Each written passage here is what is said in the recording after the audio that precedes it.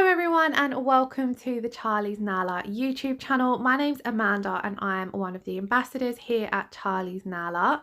In today's video, I'm going to be showing you guys how I do a simple glitter dot fade using the Aurora glitter dot mix.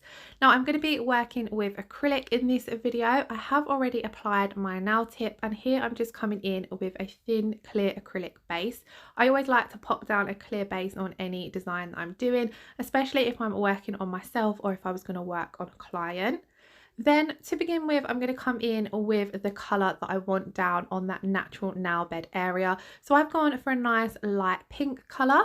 So as you can see, I popped that bead down. I'm tapping it up into place around the cuticle area, trying to get that cuticle area as nice and as neat and as flush as possible.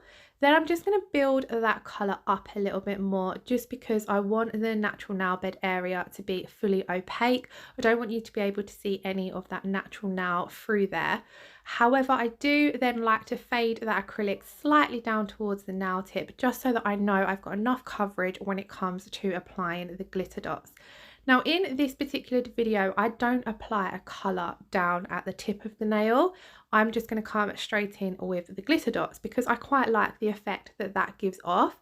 However, you can also pop a coloured acrylic down at the tip of the nail if you want a slightly different effect, or you could also pop down a finer glitter mix as well.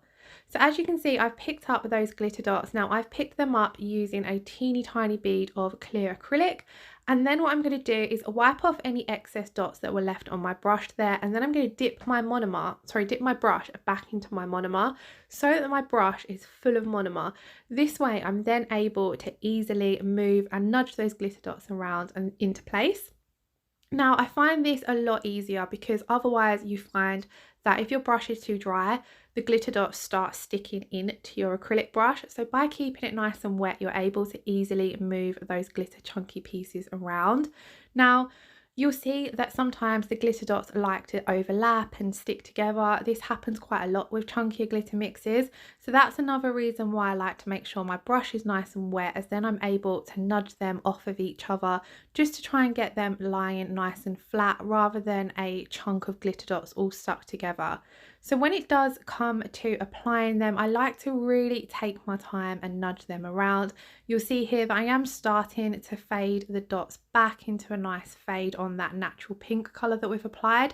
But I'm also taking the time to move any dots into place where I might want them. So if I've got a couple of different colours, I'm making sure there's not too many of the same colour next to each other or on top of each other. In this particular glitter mix, there is a mix of pink and gold. So I'm trying to make sure there's enough gold there as well as the pink. Now I personally think it's worthwhile to spend a little bit extra time moving these dots around until you're happy with how they're all placed, because it just gives off an overall better effect once it comes to finishing the nail. You'll see there I do always push the sides of the nail just to make sure there's none of those glitter pieces overlapping the edge, just so that they're all on the nail and then I can fully encapsulate around them.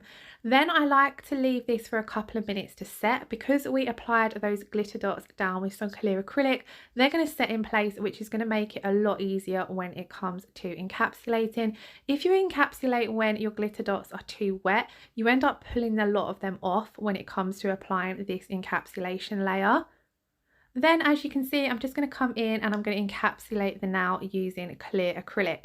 So I like to work slightly wetter when I'm working over chunkier glitter pieces. This just helps the acrylic flow nicely all around them.